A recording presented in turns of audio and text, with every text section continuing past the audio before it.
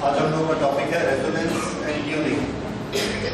Electrical circuit में, LCR circuit में resonance का क्या मतलब होता है, पहले इस मीनिंग को देखिए। एक इलेक्ट्रिकल सर्किट में हमने अल्टरनेटिंग करंट सप्लाई की। जब आप उसके साथ अल्टरनेटिंग करंट अप्लाई करते हैं तो उस करंट का नेचर कैसा होता है, ये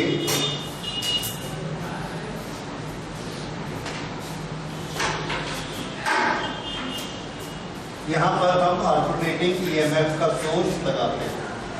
अल्टरनेटिंग ईएमएफ इस तरह का होता है और इसका ईएमएफ पॉजिटिव होगा, फिर जीरो हो जाएगा, फिर निगेटिव होगा, फिर positive negative positive negative. This is the action of oscillation. Current भी इसी तरह से चलेगी, एक डायरेक्शन में पॉजिटिव डायरेक्शन में, फिर निगेटिव डायरेक्शन में, फिर पॉजिटिव फिर निगेटिव। That is oscillation.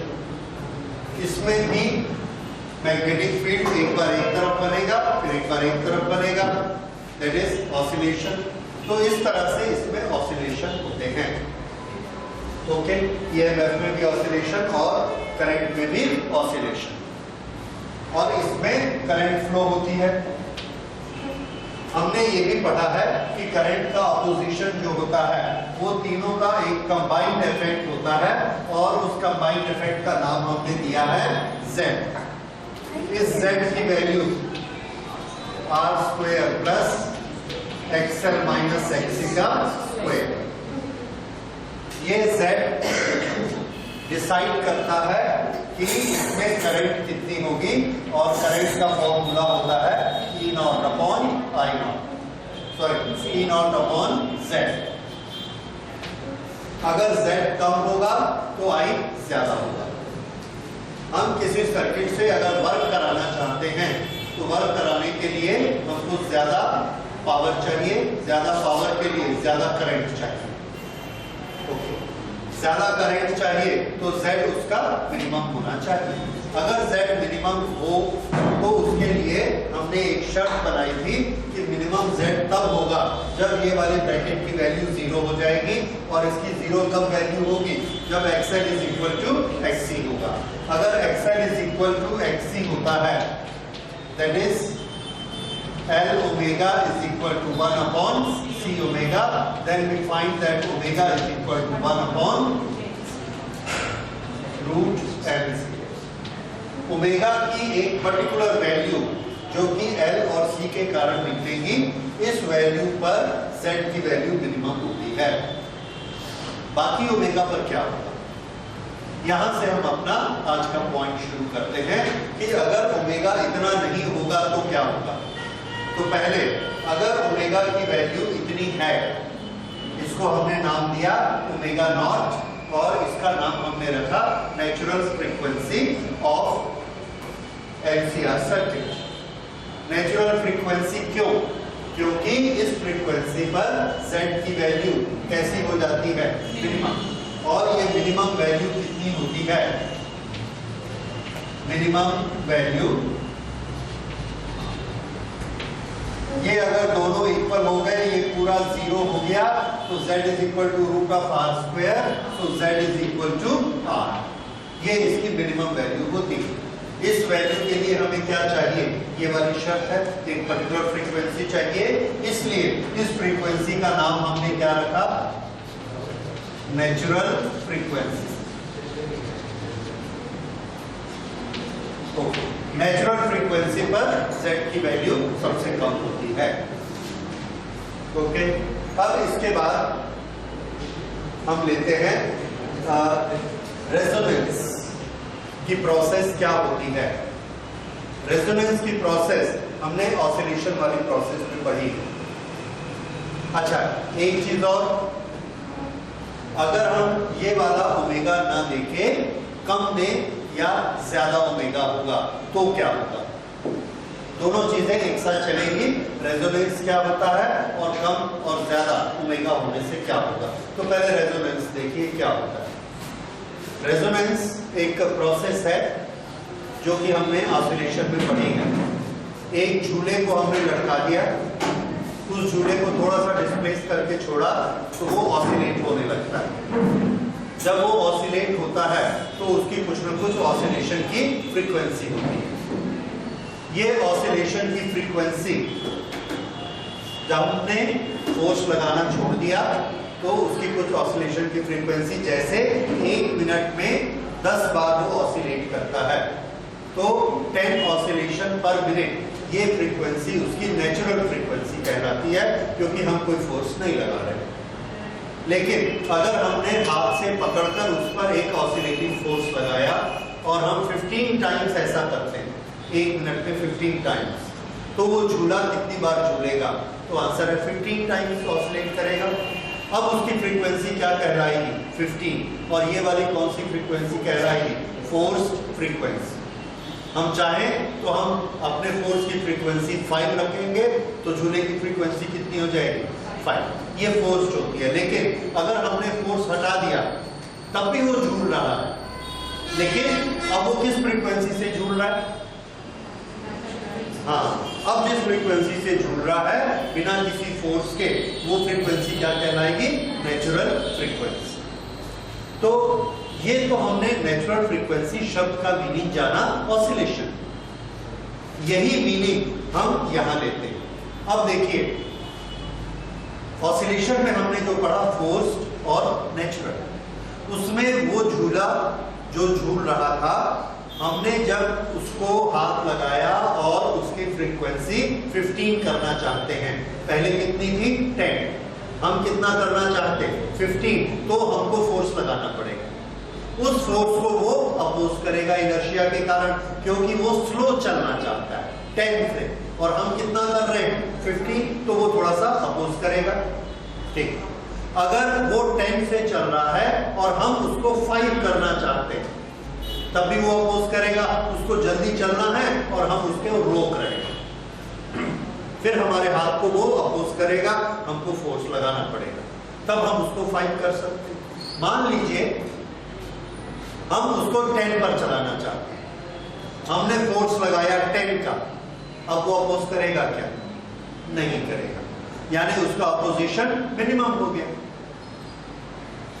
तो हमने लगाया, हमारा फोर्स है 10 और हम देख रहे हैं वो बिल्कुल अपोज नहीं करता, बड़े आराम से झूल रहा है। और क्यों ऐसा हो गया? क्योंकि हमारे अप्लाइड फोर्स की फ्रीक्वेंसी उसकी नेचुरल फ्रीक्वेंसी के बराबर होती है। तो जब अप्लाइड फोर्स की फ्रीक्वेंसी नेचुरल फ्रीक्वेंसी के बराबर होती है तो पहला एक्शन क्या होता है? इसका अपोजिशन, ऑसिलेट करने वाले ऑब्जेक्ट का अपोजिशन कम हो जाता है, क्योंकि उसको तो उसी फ्रीक्वेंसी पे ऑसिलेट करना ही था। एक काम ये होता है।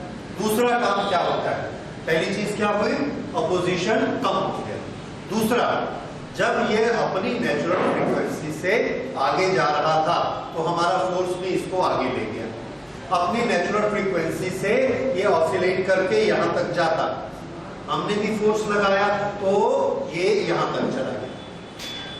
जब ये इधर जाता है तो हम भी इधर फोर्स लगाते हैं, इधर चला गया। ये क्या हुआ? तो आंसर है एम्पलीट्यूड बढ़ गया।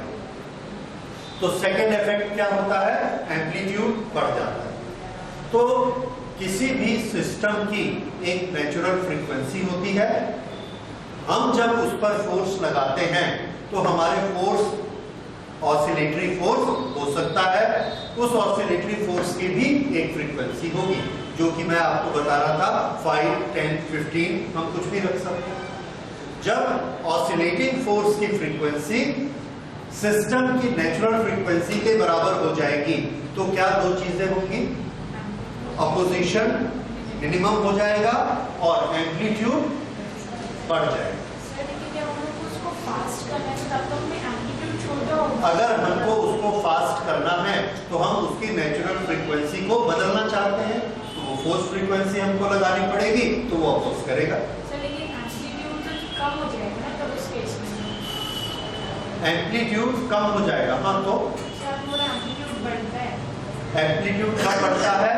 जब हमारी फोर्स फ्रीक्वेंसी उसकी नेचुरल फ्रीक्वेंसी के बराबर। हाँ, उस केस में इसलिए बढ़ेगा क्योंकि वो 1 मिनट में 10 बार ऐसे जाता है, उसकी एनर्जी इतनी ही होती है कि वो 5 सेंटीमीटर तक जाए, फिर एनर्जी खत्म होती है, वापस आती है। हमने फोर्स लगाया तो हमने उसको और एनर्जी दी, तो अब वो 5 की बजाय कहां चला जाता है, 10 तक, लेकिन फास्ट जाता है। क्यों फास्ट जाता है? क्योंकि उसको उसी टाइम में 10 तक जाना है, ताकि फ्रीक्वेंसी उसकी ना बदले, फ्रीक्वेंसी उसकी वही रहेगी, फास्ट हो जाएगा, एम्पलीट्यूड बढ़ जाएगा। तो इस तरह से दो इफेक्ट कौन से हुए, अपोजिशन कम हो जाता है और एम्पलीट्यूड बढ़ जाता है। इसी चीज को इलेक्ट्रिकल सर्किट में अप्लाई करते हैं। यहां पर जो करंट फ्लो होती है, उस करंट की एक फ्रीक्वेंसी होती है, ये हमने यहां पर ईएमएफ अप्लाई किया, इसकी एक पर्टिकुलर फ्रीक्वेंसी है। ये कौन सी फ्रीक्वेंसी है? आंसर है फोर्स्ड फ्रीक्वेंसी, ये हम लगा रहे हैं। एक फ्रीक्वेंसी इस सिस्टम की नेचुरल फ्रीक्वेंसी होती है। नेचुरल फ्रीक्वेंसी कितनी होती है? That is a calculation 1/√LC, ये उसकी नेचुरल फ्रीक्वेंसी है। दो अलग अलग चीजें समझ आई। नेचुरल फ्रीक्वेंसी क्या होती है? एक कैलकुलेशन होती है, बस। ये कैलकुलेशन किस पर डिपेंड करती है? L की वैल्यू और C की वैल्यू पे डिपेंड करती है। ओके, और इसके कारण Z की कुछ वैल्यू बनेगी, क्योंकि Z की वैल्यू में L और C आते हैं, तो Z की कुछ वैल्यू बनेगी, वो अपोजिशन। अच्छा, ये हमने फोर्स फ्रीक्वेंसी लगाई। अगर ये फोर्स फ्रीक्वेंसी की वैल्यू नेचुरल फ्रीक्वेंसी की वैल्यू के बराबर हो गई, ऐसा फोर्स लगाया जिसकी फ्रीक्वेंसी इसके बराबर हो जाएगी, तो क्या दो काम होंगे? अपोजिशन कम हो जाएगा, यानी Z की वैल्यू मिनिमम आ जाएगी, क्योंकि हमको मालूम है इस फ्रीक्वेंसी पे Z मिनिमम होता है। दूसरा काम क्या होगा? एम्पलीट्यूड बढ़ जाएगा। एम्पलीट्यूड हमको क्या देता है? ये देखिए, ये हमको देता है I0, तो I की वैल्यू क्या हो जाएगी? बढ़ जाएगी। ऐसा ये देखिए, फ्रीक्वेंसी नहीं बदल रही, लेकिन I की वैल्यू बढ़। ये दो काम होते हैं। ये जो सिचुएशन होती है, इस सिचुएशन को कहते हैं electrical resonance. So what is resonance? Note करिए, when frequency of applied EMF is equal to natural frequency of LCR series circuit,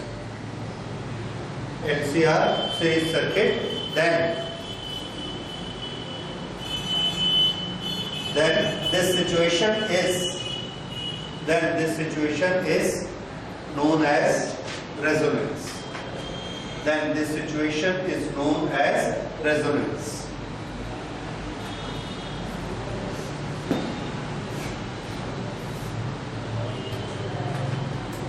Full stop. In this condition, impedance Z is minimum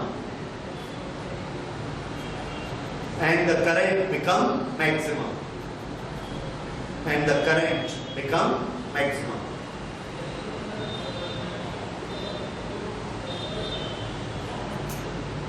Okay.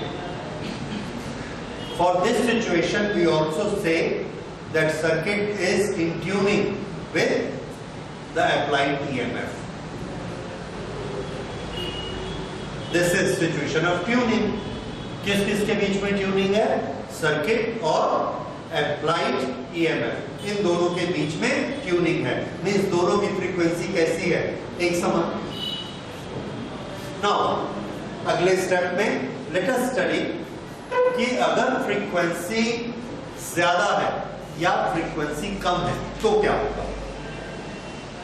फिर से एक frequency resonance frequency है, अगर उसके बराबर applied frequency है तब तो हमको मालूम है Z कम हो जाएगा और करंट बढ़ जाएगी। लेकिन अगर फ्रीक्वेंसी हम कम कर दें तो क्या होगा? देखिए कम करने से क्या होगा, एक सिचुएशन है ओमेगा नॉट पर ये z की वैल्यू है और ये दोनों z की वैल्यू ये है ओमेगा नॉट पर, sorry this is xl, xl किसके बराबर होता है, l omega, this is xc, this is 1 upon c omega. ये दोनों रेजिस्टेंस को मैं बता रहा हूं, जिस समय रेजोनेंस होता है या जिस समय मिनिमम z की वैल्यू होती है उस समय xl और xc दोनों आपस में इक्वल होते हैं। तो ये मैंने इक्वल लेवल रखा xl और xc का। तो ये कौन सी कंडीशन है, रेजोनेंस की कंडीशन है, और उस रेजोनेंस की कंडीशन की फ्रीक्वेंसी हमने क्या मानी है, ओमेगा नॉट, जो कि नेचुरल फ्रीक्वेंसी है। अगर हमने अप्लाइड फ्रीक्वेंसी कम कर दी, दोनों को फ्रीक्वेंसी कम मिलेगी, तो क्या होगा, इसकी फ्रीक्वेंसी कम होगी तो इसकी वैल्यू कम हो जाएगी, इसकी वैल्यू कम होके यहां तक आ गई, कम फ्रीक्वेंसी। अगर इसकी ये फ्रीक्वेंसी कम करेंगे तो दोनों को कम मिलेगी। C को जब फ्रीक्वेंसी कम मिलती है तो XC की वैल्यू क्या होती है, XC की वैल्यू बढ़ जाती है। तो XC की वैल्यू बढ़ के इतनी होगी, तो फ्रीक्वेंसी कम होने से XL की वैल्यू कम होती है और XC की वैल्यू बढ़ती है। अब अगर हम XL माइनस XC करेंगे, दैट इज द डिफरेंस, ये डिफरेंस आ गया, ये डिफरेंस, और इस डिफरेंस का क्या करना है, स्क्वायर, स्क्वायर करके इसमें हमने ऐड करना है। ऐड करेंगे इसलिए z की वैल्यू बढ़ जाएगी। पहले ये दोनों बराबर थे तो ये कितना हो रहा था, 0। अब ये बराबर नहीं है, एक बड़ा हो गया और एक छोटा हो गया, तो डिफरेंस क्रिएट हो गया। ये कौन सी वैल्यू है, this is XL minus XC, minus में आएगा, माइनस का स्क्वायर होगा तो प्लस हो जाएगा। So this will be added up और z की वैल्यू बढ़ जाएगी। फ्रीक्वेंसी कम होने से z की वैल्यू बढ़ गई। अगर XC बड़ा है तो ये माइनस में आएगा, माइनस का स्क्वायर होगा तो प्लस हो जाएगा, ऐड होगा मींस बड़ा हो जाएगा। z बढ़ जाएगा, अगर z बढ़ गया तो i की वैल्यू कम हो जाएगी। दूसरा केस देखिए, दूसरे केस में ये ओमेगा 1 था, दूसरे केस में हमने फ्रीक्वेंसी बढ़ाई हुई है अप्लाई की। अगर हम बढ़ाते हैं तो L ओमेगा की XL की वैल्यू बढ़ जाएगी, ये XL की वैल्यू बढ़ गई, ये ओमेगा हमने बढ़ा दिया तो XC की वैल्यू का क्या होगा, ये ओमेगा डिनोमिनेटर में है तो XC की वैल्यू कम हो जाएगी। इसकी वैल्यू जो इतनी थी रेजोनेंस में, ये कम होके इतनी हो गई। अगर इसकी वैल्यू इतनी हो गई है, इसकी वैल्यू इतनी हो गई है तो XL माइनस XC जो कि पहले 0 था, अब ये हो गया XL, ये हो गया XC, और ये दोनों के बीच का XL माइनस XC, ये XL माइनस XC, ठीक है, ओके। अगर ये XL माइनस XC की वैल्यू आ गई तो इसका स्क्वायर करेंगे, इसमें ऐड करेंगे, जब स्क्वायर करके इसमें ऐड करेंगे तो z की वैल्यू फिर से बढ़ जाएगी। तो यहां अगर हम इसको करते हैं तो फिर से z की वैल्यू इंक्रीज हो जाती है। तो हमने देखा ओमेगा कम किया था तब भी z की वैल्यू बढ़ गई, क्यों, XC माइनस XL बढ़ गया, और जब ओमेगा हमने बढ़ाया तो XL माइनस XC बढ़ गया, और स्क्वायर होने के कारण दोनों बार वो ऐड हो गया, तो z की वैल्यू दोनों केसेस में बढ़ गई। अगर z की वैल्यू बढ़ गई तो करंट की वैल्यू कम हो जाएगी, ठीक है। तो इसी चीज को हम लोग 2 लाइन में नोट कर लेते हैं। When applied frequency decrease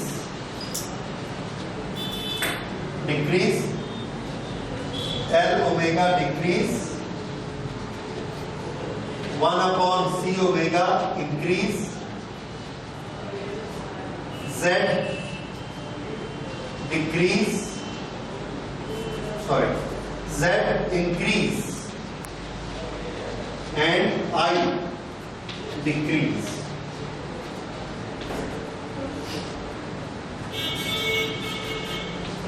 Second case, when applied omega increase, L omega increase, 1/c omega decrease, क्योंकि ये उल्टा केस है। अगर ऐसा होगा तो फिर से XL माइनस XC इंक्रीज होगा, but XL minus XC increase, Z increase, I decrease. ये और इसमें भी I डिक्रीज। दोनों केसेस में आप देखिए Z की वैल्यू बढ़ती है और I की वैल्यू कम हो जाती है।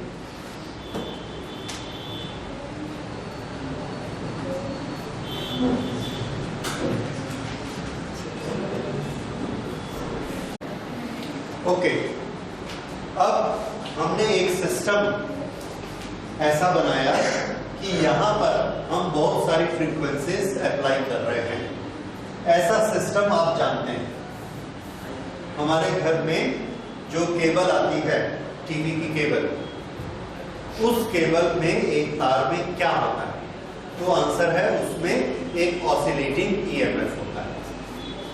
ऑसिलेटिंग ईएमएफ वो केबल वाले के कंट्रोल रूम से आती है। ओके, उस ऑसिलेटिंग ईएमएफ का कुछ फॉर्मूला होता होगा, E is equal to E naught sine omega T. Omega क्या है उसकी? फ्रीक्वेंसी। अच्छा, उसने क्या किया, एक सिग्नल लिया स्टार का, स्टार टीवी का, और उसका ये ईएमएफ बना के अपनी एक मशीन से, वो मशीन हम लोग आगे पढ़ेंगे, ऑसिलेटर, उसमें ओमेगा 1 फ्रीक्वेंसी उसने बना दी। बनाकर उसने ये वाला सिग्नल उस तार के साथ जोड़ दिया, हमारे घर में आ गया। उसके बाद उसने सोनी टीवी का सिग्नल पकड़ा, उसके साथ उसने दूसरी मशीन लगाई जिसकी फ्रीक्वेंसी ओमेगा 2 है, और उसका सिग्नल बनाया E is equal to E naught sine omega 2 T. इसको भी उसी तार में जोड़ दिया, तो दो सिग्नल आ रहे हैं उसमें, एक की फ्रीक्वेंसी ओमेगा 1, एक की फ्रीक्वेंसी ओमेगा 2। फिर उसने तीसरा लिया, चौथा लिया, पांचवा लिया, 100 सिग्नल उसने लिए, लेकिन हर एक में वो क्या करता चला गया, फ्रीक्वेंसी अलग अलग, ओमेगा 1, ओमेगा 2, ओमेगा 3, ओमेगा 4, ऐसे ओमेगा 100 तक 100 फ्रीक्वेंसी उसने लगाई। और जो एक तार हमारे घर में आ रही है वो 100 की 100 तार एक से ही जोड़, और उस एक तार को बाहर निकाला, जिसको केबल को हम लोग रोड पर देखते हैं, वो केबल हमारे घर में आ गई। अब यहाँ पर वो लाकर हमने अपने टीवी में यहाँ लगा दिया। जब हम यहाँ लगाते हैं तो हमको कितने ईएमएफ मिल रहे हैं? 100।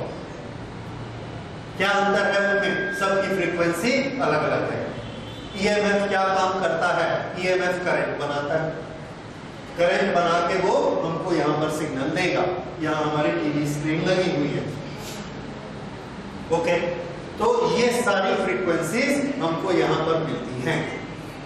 अब देखिए कि यहाँ पर जो फ्रीक्वेंसीज आती हैं उसको हमने एक ग्राफ में रखा। ये ओमेगा 1, 2, 3, 4, 5, 6, 7, 8, 9, ये ओमेगा है, और ये है करंट I। हमारे जो टीवी का LCR सर्किट है उसमें C और L, उसकी वैल्यू लेकर हमने फ्रीक्वेंसी कैलकुलेट की 1/√LC। तो ये क्या है उसकी नेचुरल फ्रीक्वेंसी। उस नेचुरल फ्रीक्वेंसी की वैल्यू मान लीजिए यहां पर आती है ओमेगा 0। ये omega 1, omega 2, omega 3, omega 4, omega 5, 6, 7, 8, 9, 10। इस तरह से उसमें हमको 10 फ्रीक्वेंसीज सप्लाई की। हमने अपने की नेचुरल फ्रीक्वेंसी क्या बनाई हुई है, ओमेगा नॉट। अब बताइए, ये सब की सब करंट बनाना चाहती हैं इस सर्किट में, किसको करंट बनाना सबसे आसान होगा? यस, किसको? ओमेगा नॉट तो नेचुरल फ्रीक्वेंसी है, अप्लाइड फ्रीक्वेंसी कौन सी है? ओमेगा 1 2 3 4 5 6। सबसे आसान किसके लिए है? ओमेगा 4 के लिए। क्यों? हाँ, उसकी फ्रीक्वेंसी नेचुरल फ्रीक्वेंसी के बराबर है, इसमें अपोजिशन सबसे कम होगा और इसकी करंट सबसे ज्यादा बनेगी। तो ओमेगा 4 वाले की करंट ये कितनी करंट बनती? अच्छा, अगर फ्रीक्वेंसी कम हो गई तो अभी हमने पढ़ा, अगर फ्रीक्वेंसी अप्लाइड फ्रीक्वेंसी डिक्रीज तो करंट क्या होती है? डिक्रीज। तो ये जो कम फ्रीक्वेंसी वाला ईएमएफ है, ये भी इसमें करंट बनाता है। ऐसा नहीं कि नहीं बनाता, उसको कोई रोकता नहीं है, वो भी करंट बनाता है, लेकिन करंट की वैल्यू कैसी होगी? कम होगी, इससे उसकी वैल्यू कम हो गई। ये इसी तरह से ज्यादा फ्रीक्वेंसी जिसकी है, एक्सेस फ्रीक्वेंसी है, ओमेगा इंक्रीज, तो भी करंट कैसी होगी? डिक्रीज। ये ज्यादा फ्रीक्वेंसी के लिए भी करंट कैसी है? कम। और ज्यादा फ्रीक्वेंसी होगी तो वो गैप और ज्यादा हो जाएगा, एक्सएल माइनस एक्सी, और करंट और कम हो जाएगी। फिर फ्रीक्वेंसी बढ़ी, करंट और कम हो गई। ये इस तरह से ये बना। इसका हमने ग्राफ बनाया, this graph comes like this. ये है अलग अलग फ्रीक्वेंसी की करंट। सबसे ज्यादा करंट किसकी बनती है?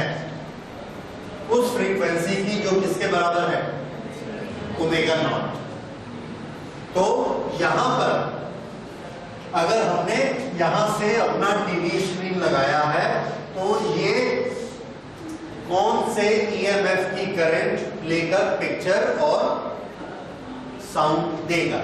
तो आंसर है जो भी ओमेगा नॉट के बराबर फ्रीक्वेंसी है, वो वाली फ्रीक्वेंसी की करंट ये बनाएगा, और उस करंट में कौन से सिग्नल कैरी हो रहे हैं जो हमको चाहिए, उस पर्टिकुलर स्टेशन को यहां पर वो कैरी करेगा। ठीक है?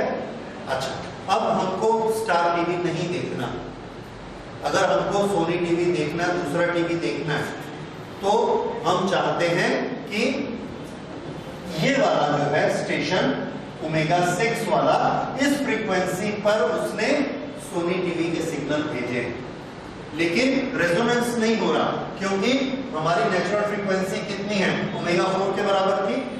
हमने क्या किया? रिमोट दबाया। रिमोट दबाने से हमारे टीवी के अंदर कैपेसिटर की वैल्यू चेंज हो गई। हमने क्या किया? यहां पर एक वेरिएबल कैपेसिटर लगाया हुआ, या कैपेसिटर की बहुत सारी वैल्यू लगाई हुई है। तो यहां था, हमने 4 नंबर दबाया, वो वैल्यू यहां चली, 5 नंबर दबाया, यहां चली गई, तो कैपेसिटर की वैल्यू चेंज हो गई। अगर कैपेसिटर की वैल्यू चेंज हो गई तो क्या चेंज हो गया?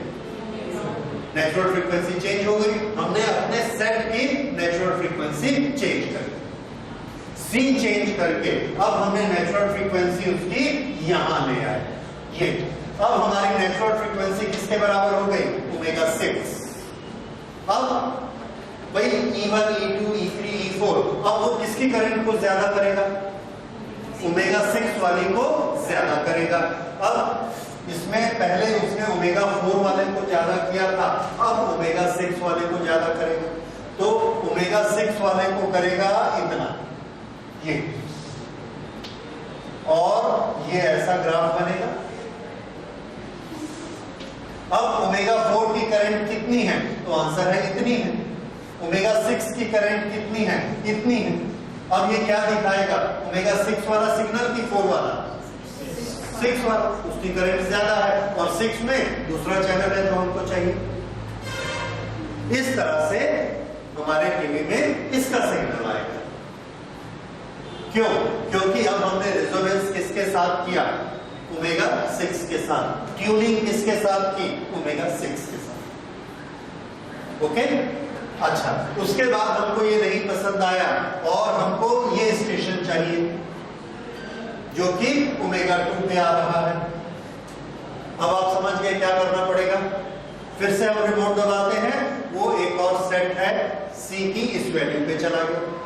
अगर C की वैल्यू हमने ऐसी बदली तो क्या बदल गया, natural frequency of our set. अब हमने अपनी नेचुरल फ्रीक्वेंसी इसकी बना ली, ये ओमेगा नाम। अब ये किसकी करंट बढ़ाएगा, ओमेगा 2, और यहां पर ये ऐसा सर्किट बना। अगर ऐसा सर्किट बनता है तो ओमेगा 2 की करंट तो इतनी ज्यादा है, ओमेगा 4 की इतनी है, ओमेगा 6 की और भी कम है, ओमेगा 6 की इतनी, ओमेगा 4 की इतनी, ओमेगा 3 की इतनी और ओमेगा 2 की सबसे ज्यादा। तो पिक्चर किसकी दिखेगी, ओमेगा 2 की दिखेगी। ओमेगा 2 की पिक्चर शुरू हो जाएगी। इस तरह से हमारे घर में जो सप्लाई आ रही है वो कितने चैनल लेके आ रही है, 100। ठीक है, वो तो 100 चैनल लेके आती है, लेकिन हम अपने LCR सर्किट से उसमें से कोई भी एक चैनल सेलेक्ट कर सकते हैं। ठीक है, सेलेक्ट कर सकते हैं ट्यूनिंग करके, उसके साथ हम उसको ट्यून कर लेते हैं, दैट इज ट्यूनिंग। फिनोमिना क्या होता है, रेजोनेंस या ट्यूनिंग। ये ट्यूनिंग फिनोमिना है, इससे हम उस पर्टिकुलर फ्रीक्वेंसी को सेट करेंगे, ट्यून करके उसको सेलेक्ट कर लेंगे।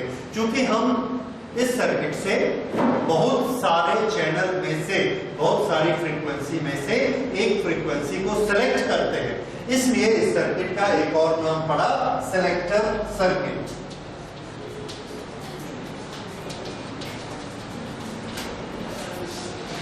So, what is a selector circuit? Answer: selector circuit is basically LCR series circuit. Why do we call it selector circuit? Because with help of this we can select any one frequency out of many frequencies which are given to us, which are supplied to our circuit. We can select one. उसी एक frequency की current को ये increase करेगा, बाकी frequencies को नहीं करेगा। तो उसका साउंड हमको आएगा, बाकी का नहीं आएगा। सिस्टम आप 100 वायर और 1 वायर का बोल रहे हो, इसको ऐसा समझिए, जो हमारा केबल सप्लायर है वो उसकी छत पर आप देखेंगे उसने बहुत सारे एंटीनास लगा के रखे हुए, डिश एंटीनास, एक नहीं बहुत सारे। एक डायरेक्शन में उसको जितने सैटेलाइट मिलते हैं उनके सिग्नल लेगा, 3 यहां से मिले, 3 इधर है, 3 इधर है, 3 इधर है, सबके सिग्नल को देता है। उसमें से एक एक तार जाएगी, तो उसके घर के अंदर कितनी तार जाएगी, 100। ठीक है, उसके घर के अंदर 100 जाएगी। हर तार में उसने एक एक डब्बा लगा के रखा है जिसमें LCR, जिसमें एक LC सर्किट है। LC सर्किट अभी हम लोग पढ़ेंगे, वो LC पैरेलल सर्किट होता है। LC पैरेलल सर्किट फ्रीक्वेंसी बनाता है, बनाने वाला, तो इसके बाद पढ़ेंगे AC सर्किट। तो उसके पास 100 डब्बे हैं, उस 100 डब्बे में हर एक में एक एक एंटीना लगा हुआ, अलग अलग डब्बे में, और हर एक की फ्रीक्वेंसी अलग अलग बन के निकल रही है। एक से निकल रही है ओमेगा 1, एक से ओमेगा 2, एक से ओमेगा 3। ये जो 100 तार निकलती है, इन 100 तारों को ऐसे लाकर वो एक ही तार में जोड़ देता है, 100 के 100 को एक में जोड़ देता है, शॉर्ट नहीं होती। सब सिग्नल एक साथ उस एक तार में चलते हैं और वो हमारे घर पर एक तार आती है। तो सर वो जितनी भी 100 तारें आती हैं सबका EMF अलग अलग होता है? सबके EMF की फ्रीक्वेंसी अलग अलग होती है, सबके EMF की फ्रीक्वेंसी अलग अलग होती है। उसका डायग्राम वैसे बनाना नहीं चाहिए, पर ये एक है और ये दूसरा और ये तीसरा है, ये चौथा है, एक ही तार पर सब है। और हम जैसा वहां पे ट्यूनिंग करेंगे, जैसा हम अपनी नेचुरल फ्रीक्वेंसी रखेंगे, वो वाली सिग्नल को हमारा टीवी आराम से जाने देगा और बाकी सबको करंट को कम करेगा, अपोज कर करके करंट कम करेगा।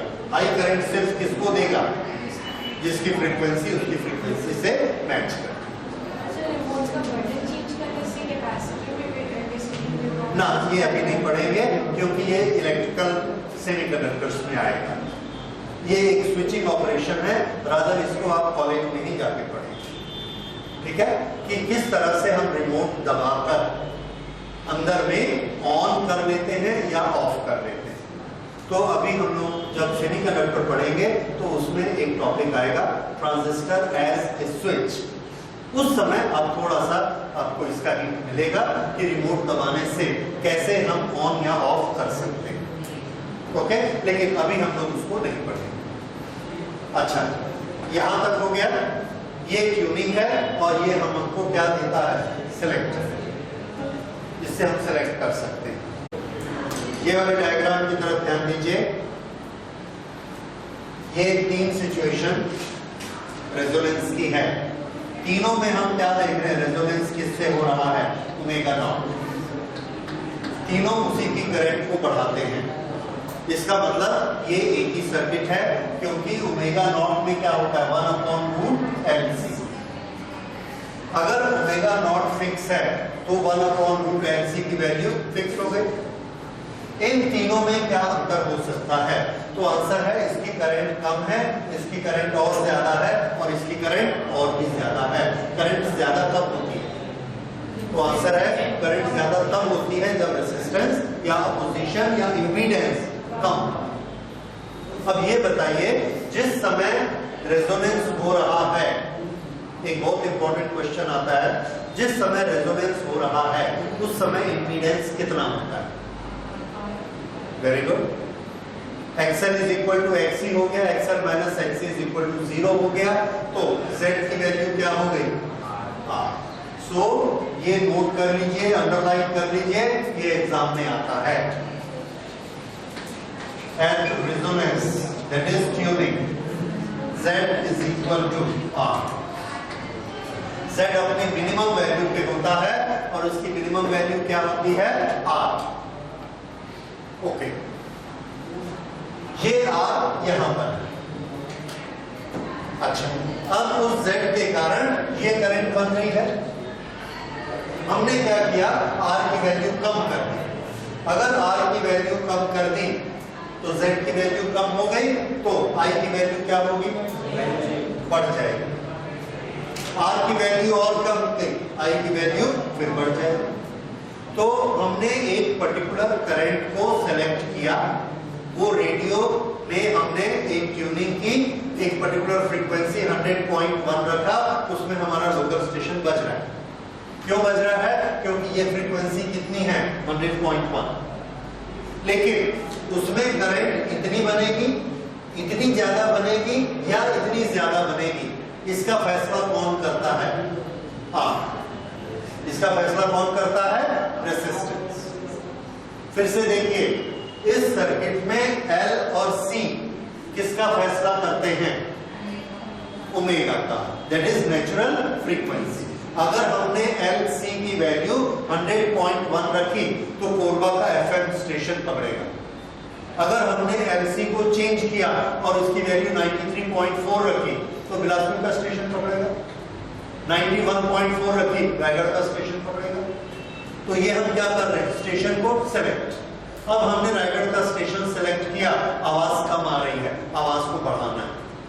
आवाज को बढ़ाना है तो करंट बढ़ाना है, तो करंट बढ़ाना है तो किसको छेड़ेंगे, LC को कि R। क्योंकि LC को छेड़ने से क्या होगा, फ्रीक्वेंसी बदल जाएगी, उसको हम नहीं छेड़ेंगे। तो हम क्या करते हैं, R को कम कर देते हैं। R को कम करने से क्या होता है, R को कम करने से I की वैल्यू बढ़ती है और उसका साउंड बढ़ जाता है। तो अब देखिए, तीनों का काम फिक्स हो गया। L और C फ्रीक्वेंसी देते हैं और R उसका वॉल्यूम कम या ज्यादा करता है, ये R है। तो इसमें हमारा रिलेशन क्या है, R3, R2, R1, कौन छोटा है कौन बड़ा है, ये क्वेश्चन एग्जाम में आता है। ये वाला डायग्राम बना है, आप बताइए इसमें छोटा कौन है बड़ा कौन। R3 सबसे छोटा है, R1 सबसे बड़ा, उससे छोटा R2, उससे छोटा R3। तो जितना रेजिस्टेंस कम होगा उतनी करंट की वैल्यू ज्यादा होगी। Okay, this point is clear. जब हमारी अप्लाइड फ्रीक्वेंसी नेचुरल फ्रीक्वेंसी के बराबर है, उस समय करंट हमको कैसी मिलती है? मैक्सिमम। तो अगर हमको ये करंट मिलती है तो हमको यहाँ पर पावर कैसी मिलती है? Power is equal to I naught square R। ये पावर मिलेगी, इतनी पावर हमको यहाँ पर मिलती है, पीक पावर मिलती है। हम इसके साइड वाली फ्रीक्वेंसी में लेते हैं, ये फ्रीक्वेंसी हमको इतनी करंट देती है, I। तो इस I में पावर कैसी होगी? I नॉट से I कम है तो इसका I स्क्वायर R जो बनेगा वो इस P से कम होगा, तो पावर कम मिलेगा, तो इसकी पावर हमको कम मिलती है। हमने अपना रेडियो स्टेशन इसमें सेट किया तो इसका सिग्नल हमको क्लियर सुनाई पड़ता है। अब अगर एक दूसरी फ्रीक्वेंसी यहां पर है, ये इस फ्रीक्वेंसी में इतनी करंट बनती है, इस करंट की भी कुछ ना कुछ पावर होगी। अगर हमको इसका साउंड सुनाई पड़ रहा है तो क्या ये बिल्कुल साइलेंट होगा? कुछ ना कुछ तो ये भी आएगा, साउंड कम आएगा लेकिन आएगा, आता है। उसी को हम क्या बोलते हैं? Disturbance.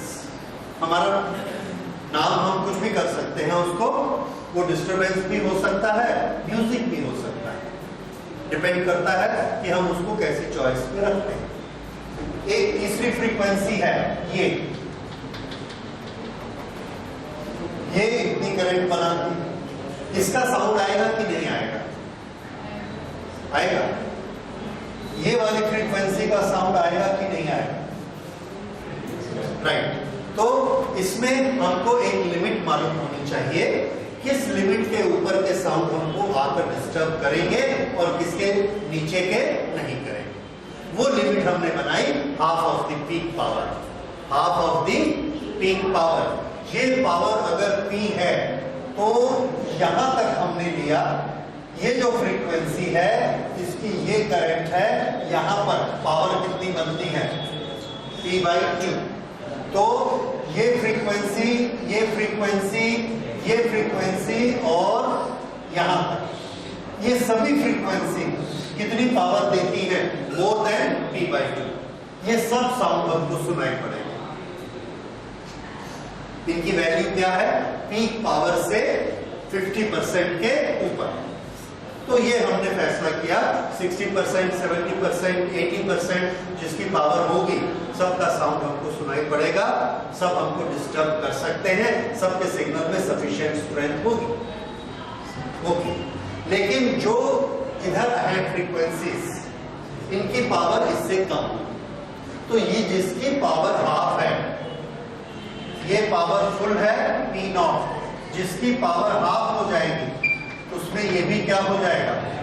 Half I naught square R।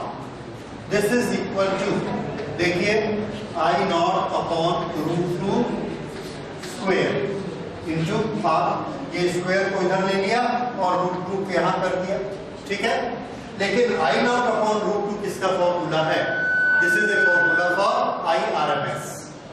So this is equal to IRMS square into half। तो हाफ पावर हमको किस पर मिलती है जब करंट की वैल्यू कितनी हो? IRMS। तो ये वाली वैल्यू जब पावर P/2 है तो ये कौन सी वैल्यू है? IRMS। और ये क्या सी वैल्यू है? I peak value. सबका पावर इक्वल होना चाहिए, क्योंकि जब I कम हो रहा है तो है। देखिए, पावर बनाने में जो R लग रहा है, ये R कौन सा R है? तो आंसर है जो सर्किट का R है, सर्किट का रेजिस्टेंस जिसमें से करंट जाती है। अभी तो R है ना, और कहां से आएगा? और इस सर्किट में ये R लगा हुआ है, ये यहां से करंट जा रही है I, तो IRMS इसमें से जाएगी और I²R इसमें पावर बनेगी। ये R रिस्पॉन्सिबल होता है पावर बनाने के लिए। सर ये जो R है वो Z की इक्वल है ना? हाँ, इस समय Z की वैल्यू R के इक्वल है, करेक्ट, ठीक है। तो ये क्या होगा? I²R। लेकिन इसके लिए तो नहीं है ना, इसके लिए, बाकी के लिए तो नहीं है, तो बाकी के लिए R है, ये R लेना है। तो Z से इक्वल है या नहीं है, ये प्रश्न नहीं पैदा होता। मतलब I की वैल्यू चेंज करने पे R चेंज नहीं हो रहा है, तो R नहीं, R तो हमारे सर्किट का R है, हार्डवेयर है, हार्डवेयर कैसे चेंज हो जाएगा?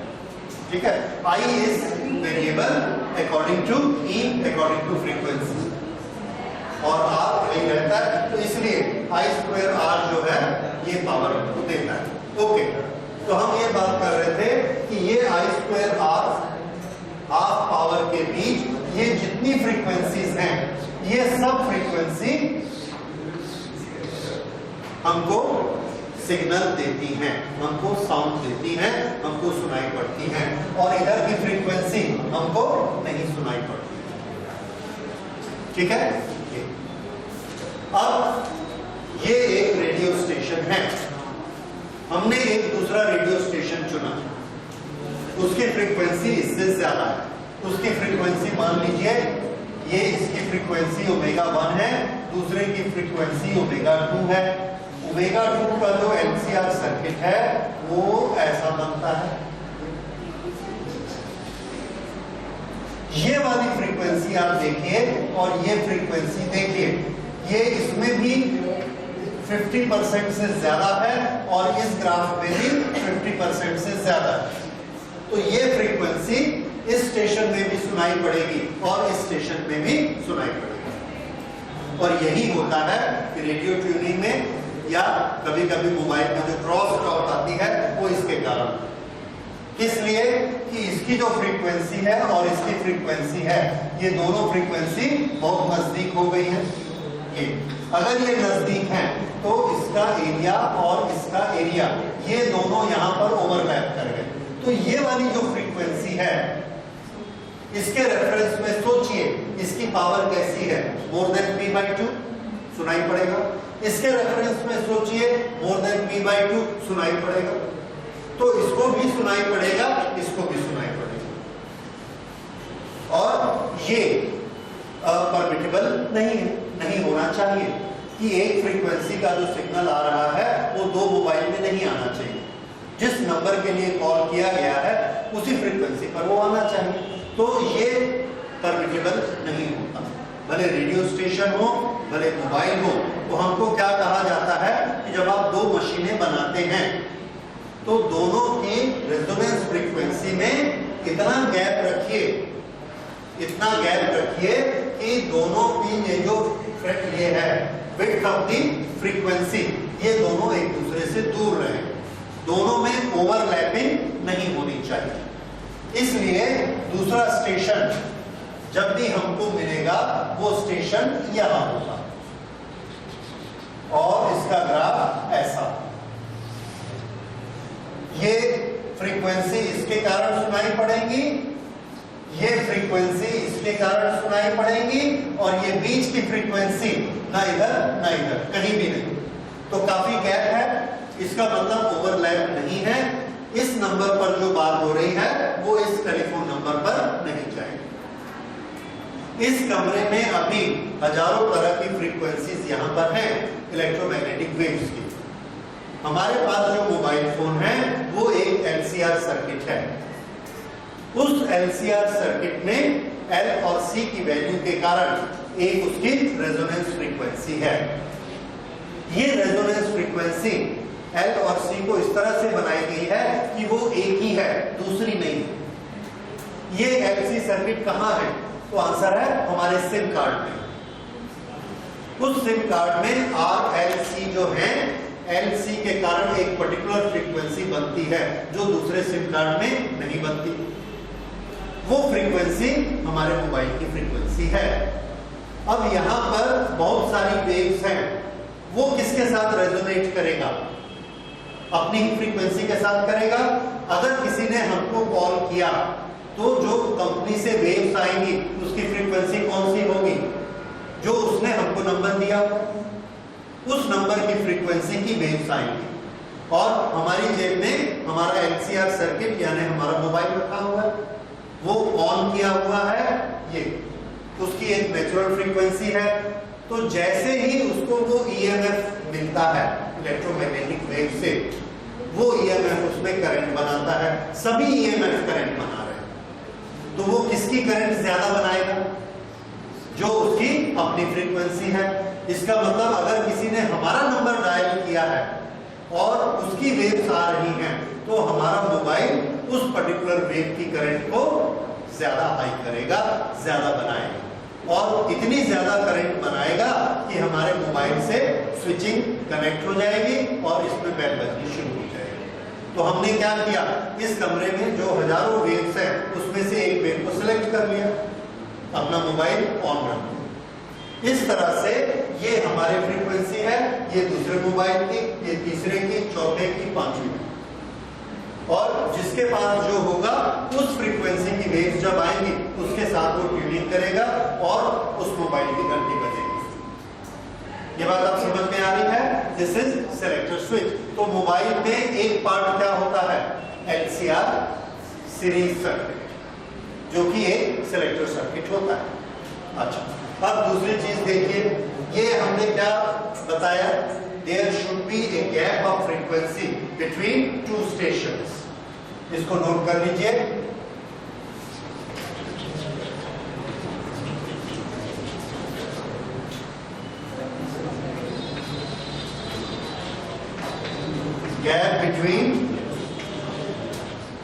Gap of frequency. किस चीज का गैप? फ्रीक्वेंसी का। There should be gap of frequency between two sources.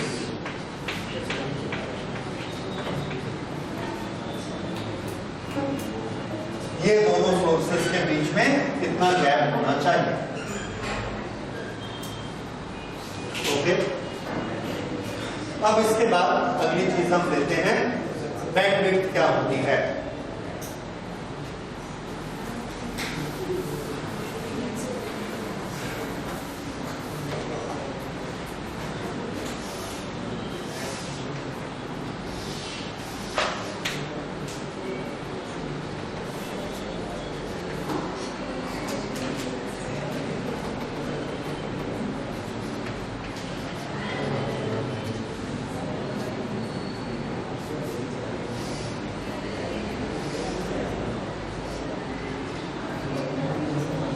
देखिए,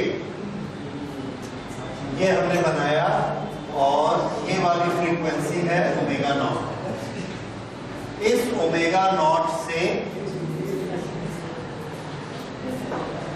इस तरफ डेल्टा ओमेगा जाइए, इस तरफ डेल्टा ओमेगा जाइए,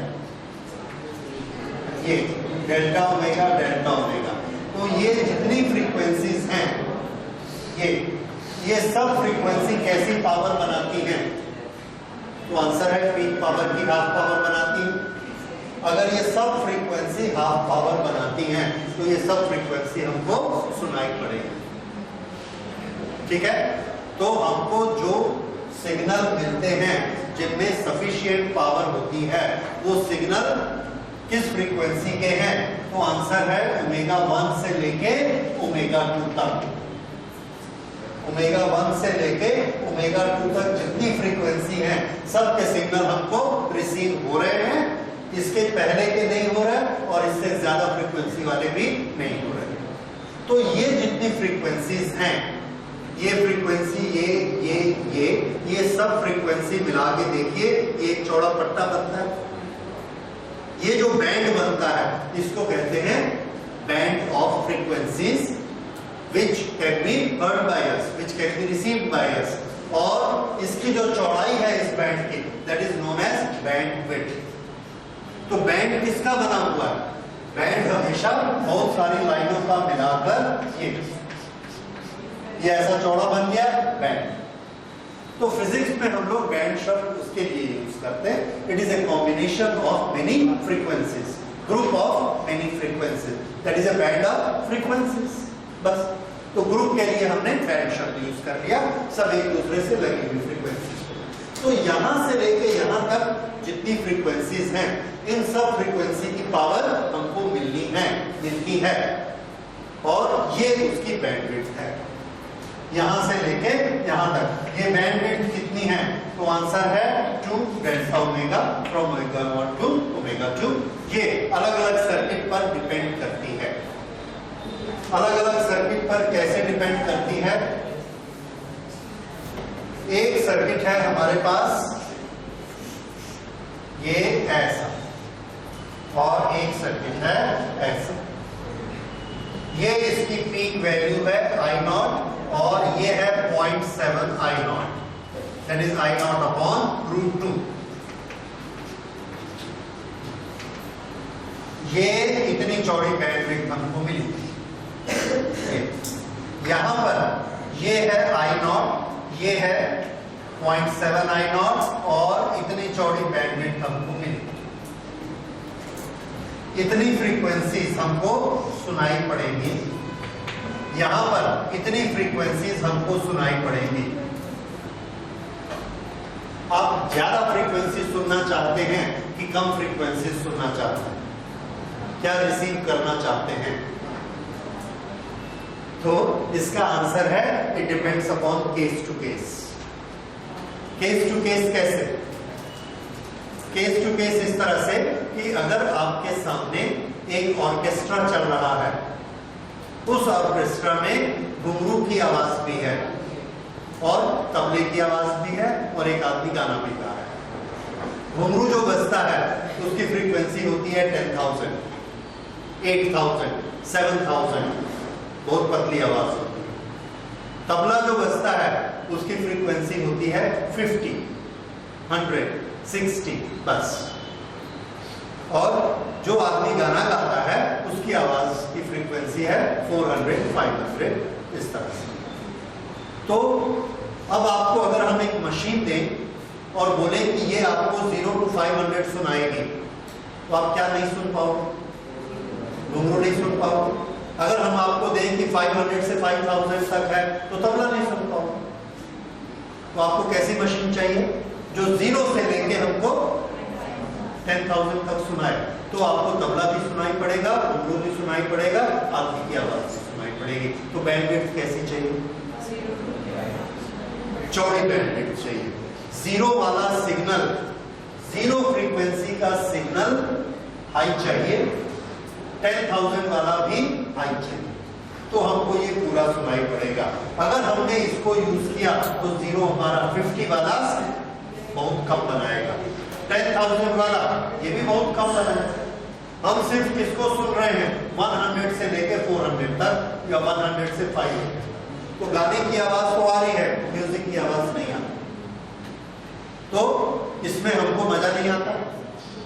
इसलिए बैंडविड्थ कैसी होनी चाहिए? ज्यादा होनी चाहिए। ठीक है? दुनिया में सबसे अच्छी बैंडविड्थ किसकी होती है? हम लोग वैसी मशीन नहीं बना पाते हैं, भगवान ने ऐसी मशीन बनाई है और उसका नाम है हमारा कान। हमारे कान की फ्रीक्वेंसी की बैंडविड्थ कितनी है? आप सबने पढ़ा हुआ है, 20 हर्ट्ज टू 20,000।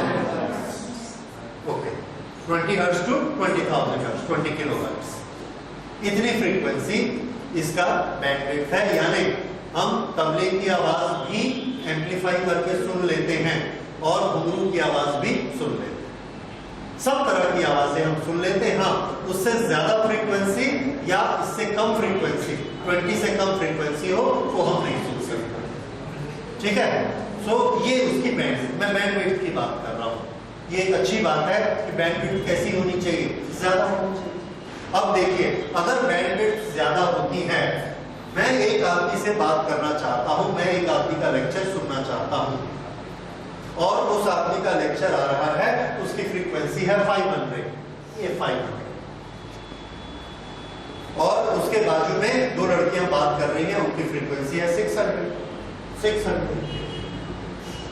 ये 600। इनकी आवाज सुनाई पड़ेगी कि नहीं? सुनाई पड़ेगी। ठीक है? और बाजू में कोई दूसरे लोग आवाज कर रहे हैं, ठोका पीटी चल रही है, उसकी फ्रीक्वेंसी है 200, ये भी साउंड मेरे को सुनाई पड़ता है। अब मैं क्या करता हूं, एक ऐसी मशीन यूज करता हूं LCR, जिसका ग्राफ ऐसा है, ये। तो यहां जो बातचीत हो रही है, इसकी पावर कैसी हो गई? कम। ये भी, इसकी पावर भी कैसी हो गई, कम। इसकी जो इतनी बड़ी बैंडविड्थ थी, अब मैंने कितनी कर ली, छोटी। लेकिन मेरे को जो आवाज सुनाई पड़ रही थी वो बिल्कुल क्लियर, आजू बाजू की आवाजें। अब इन आवाजों का नाम मैंने क्या रखा, नॉइज। क्यों? क्योंकि मुझे नहीं चाहिए। पहले मैंने उसका नाम क्या रखा था, म्यूजिक, क्योंकि मुझे चाहिए। आवाज तो आवाज होती है, सिग्नल सिग्नल होता है। हम उसको म्यूजिक भी कह सकते हैं और हम उसको नॉइज भी कह सकते हैं। और इसका एक्सपीरियंस आपको सबसे अच्छा है। आप जिस चीज को म्यूजिक कहते हो, आपके पेरेंट्स उसको नॉइज कहते हैं। ठीक है, एक ही चीज, दोनों के लिए नाम अलग है। तो इस सर्किट में देखिए, हम सर्किट की बात कर रहे थे। फिर से देखिए, मुझे टेलीफोन पर इस आदमी से बात करनी है, तो मैं क्या चाहूंगा, बैंडविड्थ कैसी रहे, छोटी रहे। लेकिन मैं क्या चाहता हूं कि सब तरह की फ्रीक्वेंसी जो उस आदमी के गले से आ रही हैं मुझे सुनाई पड़नी चाहिए। तो बैंडविड्थ कैसी होनी चाहिए, बड़ी होनी चाहिए। तो ये एक चीज है कि बैंडविड्थ बड़ी होनी चाहिए या बैंडविड्थ छोटी होनी चाहिए। तो आंसर है कि बैंडविड्थ बड़ी तो होनी चाहिए ताकि सिग्नल ज्यादा से ज्यादा उसमें समा सके। लेकिन जो हमारे अनवांटेड सिग्नल हैं, जो हमको नहीं चाहिए, उसकी फ्रीक्वेंसी उससे काफी दूर होनी चाहिए ताकि वो उस बैंड में ना आ सके।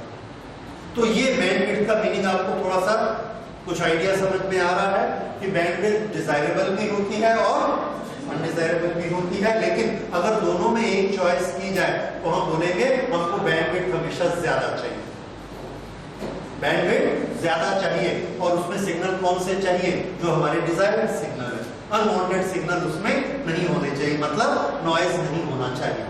जैसे लैंडलाइन वाला जो टेलीफोन है, उसकी बैंडविड्थ सबसे ज्यादा होती है, ये आप आगे कम्युनिकेशन में पढ़ेंगे, सबसे ज्यादा उसकी बैंडविड्थ होती है। लेकिन अगर उठाते ही वो कूं करता है तो हमको नहीं चाहिए।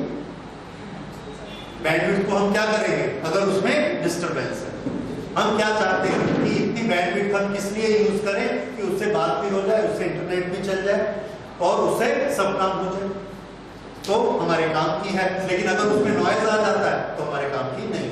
तो बैंडविड्थ हमेशा ज्यादा होनी चाहिए लेकिन उसमें डिस्टरबेंस नहीं होनी चाहिए। अच्छा, तो बैंडविड्थ का मीनिंग समझ में आ गया। हाफ पावर से ज्यादा देने वाली जितनी फ्रीक्वेंसीज हैं सबका कॉम्बिनेशन क्या कहलाता है, बैंडविड्थ। ओके, इसके बाद अगली चीज हम देखते हैं। डिस्टरबेंस आपने देख लिया। हाँ, next is sharpness of tuning और we will say sharpness of resonance और क्वालिटी ऑफ ट्यूनिंग। ये क्या चीज होती है, इसको एक सिग्नल आ रहा है ईएमएफ से, रेडियो से, उसकी फ्रीक्वेंसी है ओमेगा नॉट या 100। ओमेगा नॉट उसकी फ्रीक्वेंसी है। मैंने अपने सर्किट को एलसी की ऐसी वैल्यू लगाई कि उसकी नेचुरल फ्रीक्वेंसी ओमेगा नॉट बन गई, 100 बन गई। तो ओमेगा नॉट की करंट को वो मुझे क्या देगा, ज्यादा। और बाकी पड़ोस की जो फ्रीक्वेंसीज हैं उसकी करंट कैसी होगी, कम।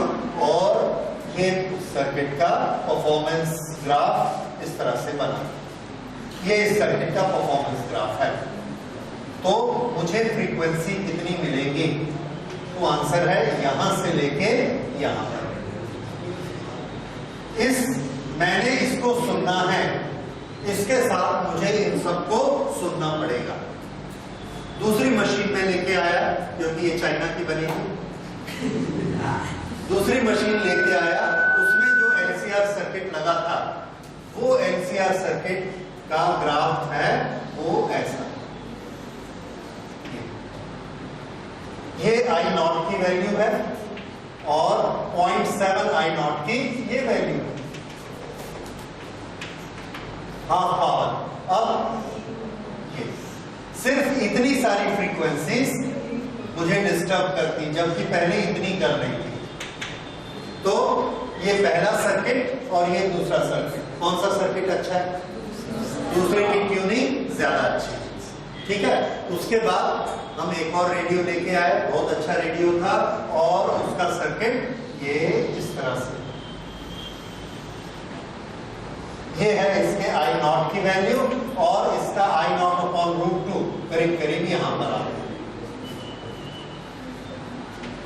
ऐसा आएगा, ये इस तरह से बना ऐसा,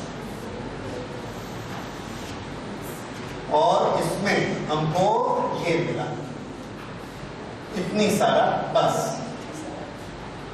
ये वाली फ्रीक्वेंसीज, इसका सिग्नल हमको पूरा मिलेगा और ट्यूनिंग तो इसी की है। तो ये साउंड जो हमको चाहिए, ये रेडियो का साउंड हमको सुनाई पड़ रहा है, डिस्टरबेंस यहां से यहां तक, इसमें डिस्टरबेंस यहां से यहां तक, इसमें डिस्टरबेंस यहां से यहां तक। तो बताइए पहला, दूसरा, तीसरा, किस सर्किट की क्वालिटी ज्यादा अच्छी? तीसरे की क्वालिटी ज्यादा अच्छी। ये है क्वालिटी ऑफ रेजोनेंस। अच्छा, क्वालिटी ऑफ रेजोनेंस के लिए हम किसको देख रहे हैं? एक पीक को देख रहे हैं, ये वाला पीक, ये वाला पीक, ये वाला पीक, तीनों पीक में किस चीज का अंतर है? आंसर है शार्पनेस का। ये ज्यादा शार्प है, ये कम शार्प है, ये उससे कम शार्प है। तो इसके लिए हमने इसका टाइटल बनाया शार्पनेस ऑफ रेजोनेंस।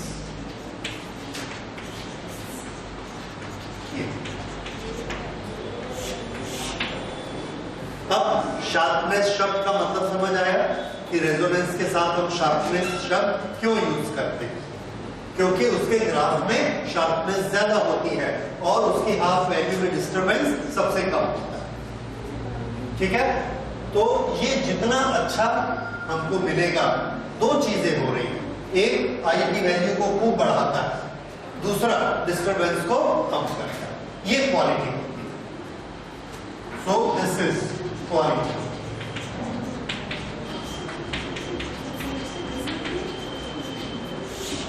किसकी क्वालिटी? ट्यूनिंग की क्वालिटी। अब शार्पनेस ऑफ रेजोनेंस और ट्यूनिंग की क्वालिटी, यहां से तो हम समझ गए कि हमारा पावर इनपुट ज्यादा होना चाहिए और डिस्टरबेंस कम होना चाहिए। तो हम क्या बोलेंगे कि हमारे ट्यूनिंग ज्यादा अच्छी है और शार्पनेस ऑफ रेजोनेंस ज्यादा अच्छी है। रेजोनेंस बहुत अच्छा है, इस चीज को नोट कर लीजिए। What is mean by sharpness of resonance और quality of tuning? What is meant by sharpness of resonance or quality of tuning? Okay. When we get maximum power, when we get maximum power of the desired signal,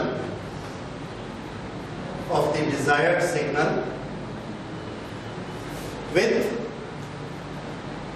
minimum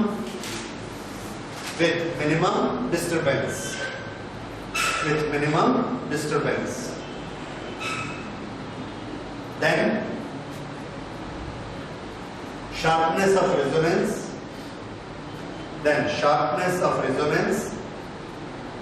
or quality of tuning is supposed to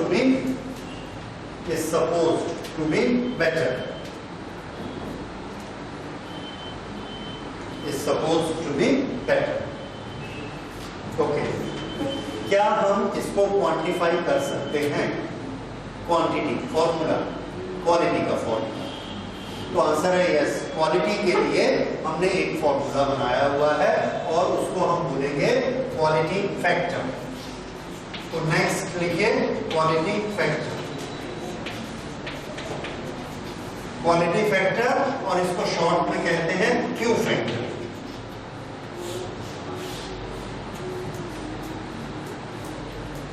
पहली चीज, Q factor किसका होता है? तो answer है Q factor tuning का होता है, क्यू फैक्टर रेजोनेंस का होता है। समझ में आया? ये क्वालिटी फैक्टर, क्यू का फुल फॉर्म क्या है? क्वालिटी फैक्टर, लेकिन बोलते उसको क्यू फैक्टर है। ओके, अब देखिए क्यू फैक्टर को मैं आपको समझाता हूं किस तरह से होता है। यहां से हम वोल्टेज सप्लाई करते हैं, जिसके साथ हमने ट्यून किया, मैं खाली उस सिग्नल की बात कर रहा हूं।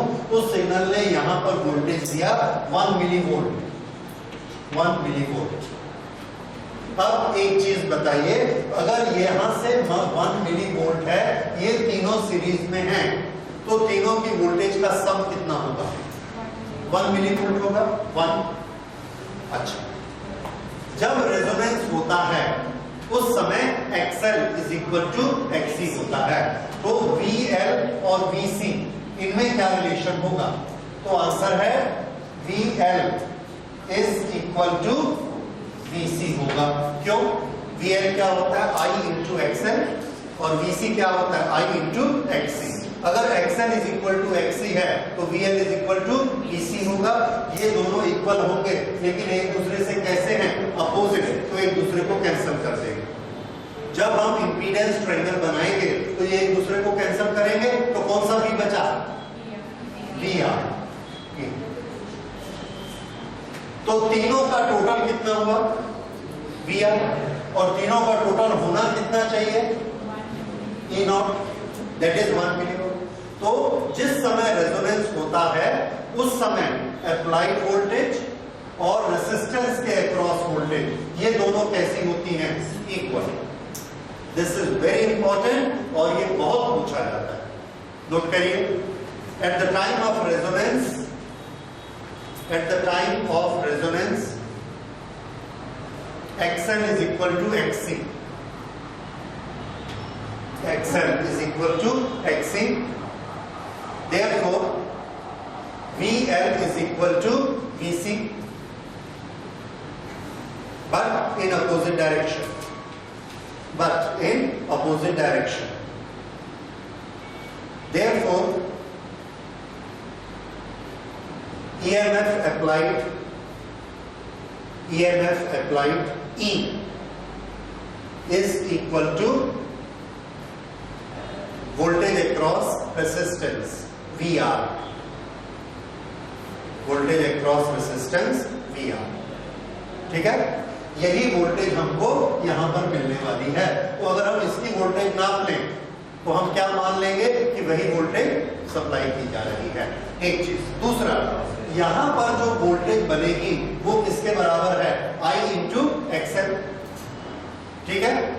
ये जो I इंटू XL वोल्टेज बनती है, I इंटू XL, XL किसके बराबर है? L omega. ये L की वैल्यू हमारे हाथ में, ये क्या है? Self inductance. सेल्फ इंडक्टेंस में अगर हम नंबर ऑफ टर्न्स बढ़ा दें, एरिया बढ़ा दें, तो L की वैल्यू बढ़ जाएगी। ये L की वैल्यू बढ़ जाएगी तो V की वैल्यू बढ़ जाएगी। उसी करंट के लिए V की वैल्यू बढ़ जाएगी। अगर हमने L बढ़ा दिया, हमने क्या किया? यहाँ L की वैल्यू बढ़ा दी।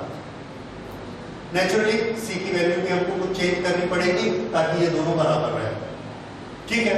L की वैल्यू हमने बड़ी यूज की हुई है, तो यहां पर जो हमको VL मिलता है वो कैसा मिलेगा? It may be very large. जैसे अगर ये 1 मिली वोल्ट है तो ये 100 मिली वोल्ट हो सकता है। एक दूसरा सर्किट लेके आएंगे जो उसमें और अच्छा सेल्फ इंडक्टेंस लगा हुआ है, तो जब यहां पर 1 मिली वोल्ट ऐसे उठता है, ये 1 मिली वोल्ट उठेगा, तो यहां पर हम क्या देखते हैं? 1000 मिली वोल्ट ऐसे उठता है। इधर भी कितना उठता है? 1000।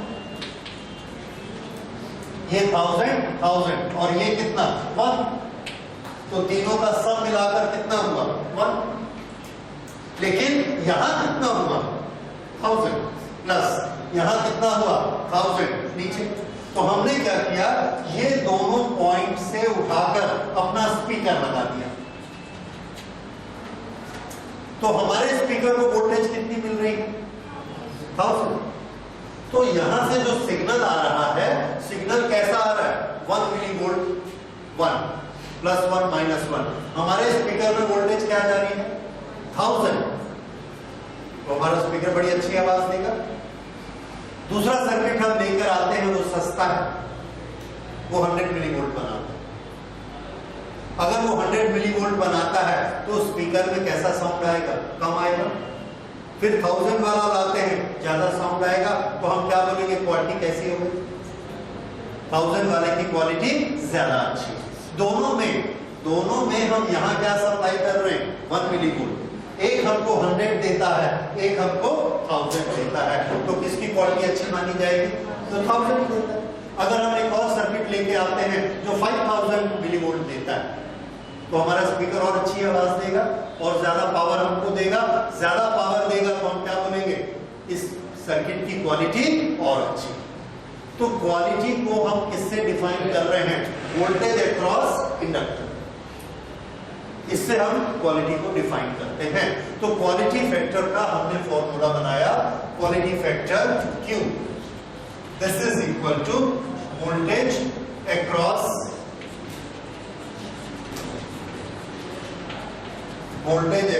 इंडक्टर और कैपेसिटर।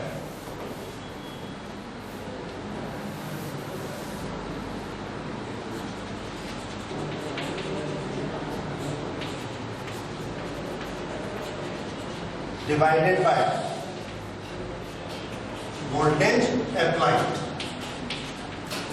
और जो वोल्टेज अप्लाइड है वही क्या है, वोल्टेज अक्रॉस आर। ठीक है, ये हम पहले डिस्कस कर चुके हैं कि voltage applied voltage across R के बराबर।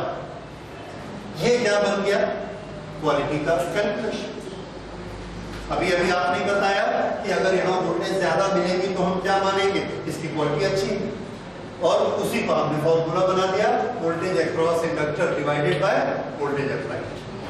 ये बना क्वालिटी फैक्टर। और वोल्टेज अक्रॉस इंडक्टर, इसका हमारे पास फॉर्मूला है, अभी हमने लिखा था, this is equal to I multiplied bye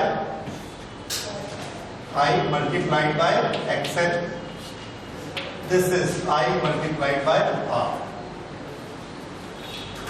दोनों में I cancel, this is XL upon R, XL is L omega upon are.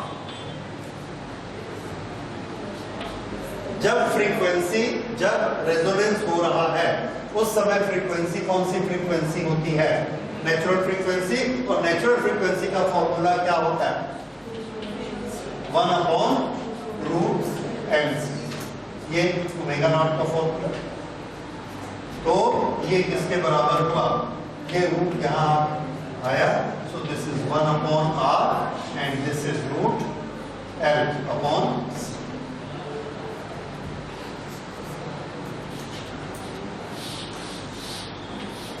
This is quality factor.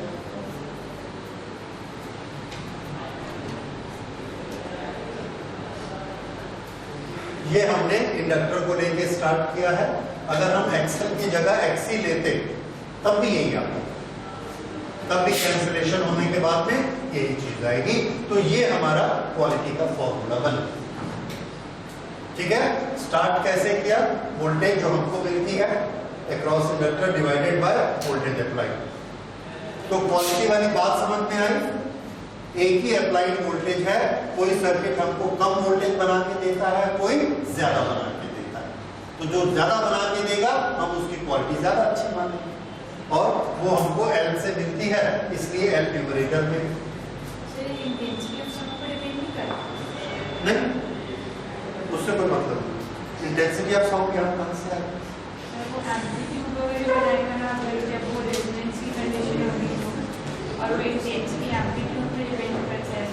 Sound की, पर हम लोग तो साउंड ऊपर है, लेकिन आवाज तो उसमें आती है, डिस्टर्बेंस वगैरह आ रही है, वो साउंड भी आती है।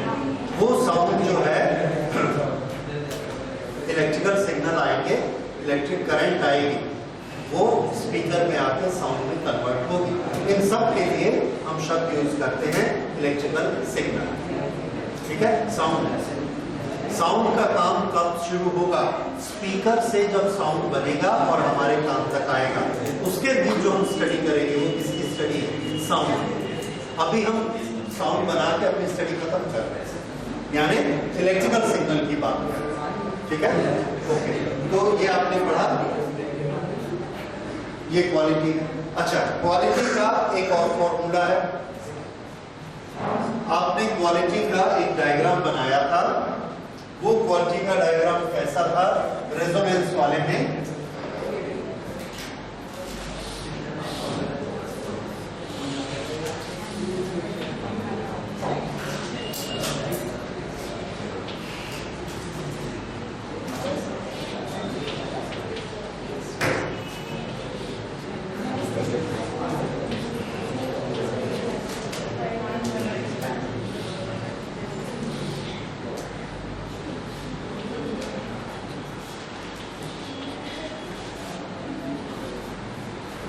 एक तरफ डेल्टा ओमेगा, दूसरी तरफ डेल्टा ओमेगा।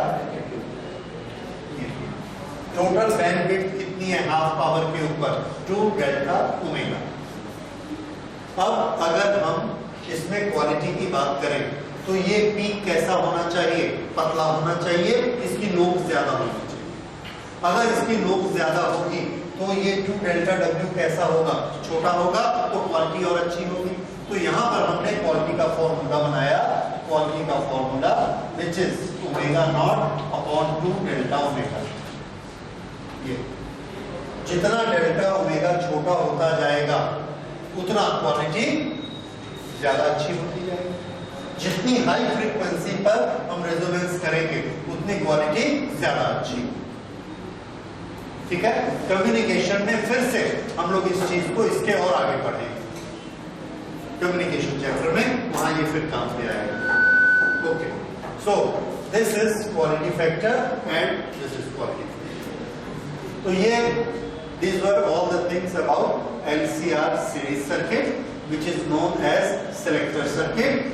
किस काम में आता है? To select a particular frequency out of many signals being received।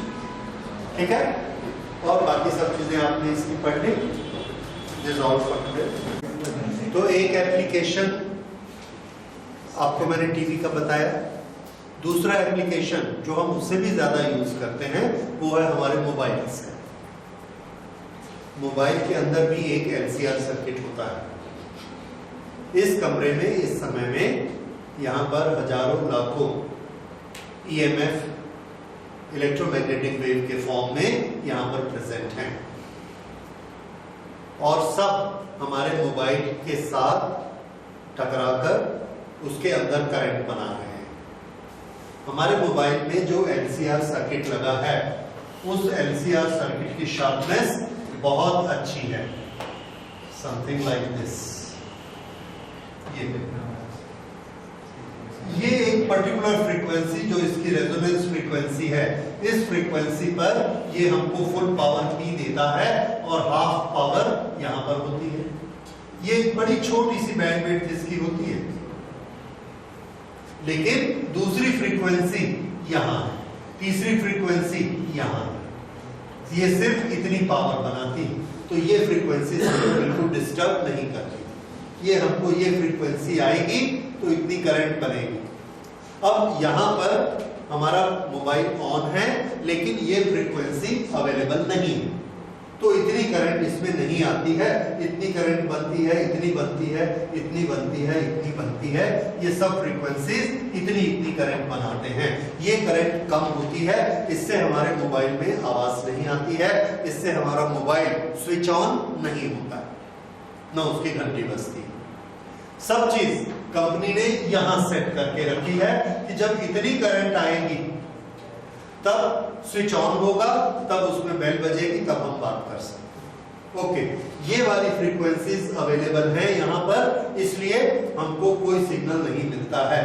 जैसे ही किसी ने हमारा नंबर दबाया, इस फ्रीक्वेंसी एक इलेक्ट्रोमैग्नेटिक वेव इस कमरे में आ जाएगी नजदीक वाले टॉवर से। पूरे इंडिया के टॉवर से वो वाली फ्रीक्वेंसी की वेव्स निकलेंगी। ओके, वो जब वेव्स निकलेंगी तो उसको एक मोबाइल सिर्फ मिलेगा जिसकी नेचुरल फ्रीक्वेंसी उसके बराबर है। तो वो मोबाइल क्या करेगा?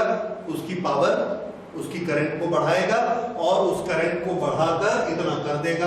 अगर वो उस करंट को बढ़ाकर इतना कर देगा, इतनी पावर बनेगी, तो इसमें बेल बजनी शुरू हो जाएगी, स्विच ऑन हो जाएगा और हम लोग इससे बात कर सकते हैं। और बाकी सब जगह बात नहीं हो सकती क्योंकि दूसरों के मोबाइल का फ्रीक्वेंसी, सबकी नेचुरल फ्रीक्वेंसी अलग अलग है। तो हर मोबाइल के LCR सर्किट की एक नेचुरल फ्रीक्वेंसी होती है और इस नेचुरल फ्रीक्वेंसी से हमारा मोबाइल नंबर पहचाना जाता है। जो नंबर होता है वो फ्रीक्वेंसी नहीं होती है, पर हर मोबाइल नंबर की अपनी एक अलग फ्रीक्वेंसी होती है। और ये जो LCR सर्किट है यही बनकर हमारे सिम कार्ड में रहता है। सिम कार्ड में ये LCR सर्किट होता है, उसकी एक पर्टिकुलर फ्रीक्वेंसी होती है, ऐसा आप मान सकते हैं। ओके, उस फ्रीक्वेंसी का वेव आएगी तो ये ट्यूनिंग करेगा और बाकी के साथ नहीं करेगा। दूसरे का जो मोबाइल है उस मोबाइल का सर्किट ऐसा है, ये तो ये यहां पर ये नंबर उसका है, ये नंबर हमारा है। अगर ये वाली फ्रीक्वेंसी आएगी तो हमारा मोबाइल ये इतनी सी करंट बनाएगा और उसका मोबाइल इतनी करंट बनाएगा, तो उसके मोबाइल में रिंग आएगी, हमारे मोबाइल में नहीं आएगी। ये समझ आ रहा है? तो इस कमरे में फ्रीक्वेंसी सब है, लेकिन हमारा मोबाइल किसके साथ रेजोनेट करेगा? जो हमारे सर्किट की नेचुरल फ्रीक्वेंसी है। ये एप्लीकेशन, इस तरह से हम एक पर्टिकुलर फ्रीक्वेंसी सिलेक्ट करते हैं। समझ में आ रहा है? एक और बड़ा अच्छा और इंपॉर्टेंट एग्जांपल देखिए। हम ऑर्केस्ट्रा सुनने जाते हैं, ऑर्केस्ट्रा में बहुत सारी फ्रीक्वेंसीज होती हैं। तबले की फ्रीक्वेंसी होती है 50। जो आदमी गाना गा रहा है उसके साउंड की फ्रीक्वेंसी होती है 400। इंस्ट्रूमेंट्स जो साथ में बजते हैं, तार वाले इंस्ट्रूमेंट या दूसरे शार्प इंस्ट्रूमेंट, उनकी फ्रीक्वेंसी थाउजेंड्स में होती है। हम क्या चाहते हैं कि हमको तबला भी अच्छा सुनाई पड़े और जो इंस्ट्रूमेंट्स, तार वाले इंस्ट्रूमेंट है, स्ट्रिंग इंस्ट्रूमेंट्स, वो भी अच्छे सुनाई पड़े, गाना भी साफ सुनाई पड़े। तो हम सब की आवाज ऊंची चाहते हैं। तो ऊंची चाहते हैं तो हम कैसा ग्राफ चाहते हैं? हमारे एलसीआर सर्किट का ग्राफ हम ऐसा चाहते हैं। ये उससे क्या होगा?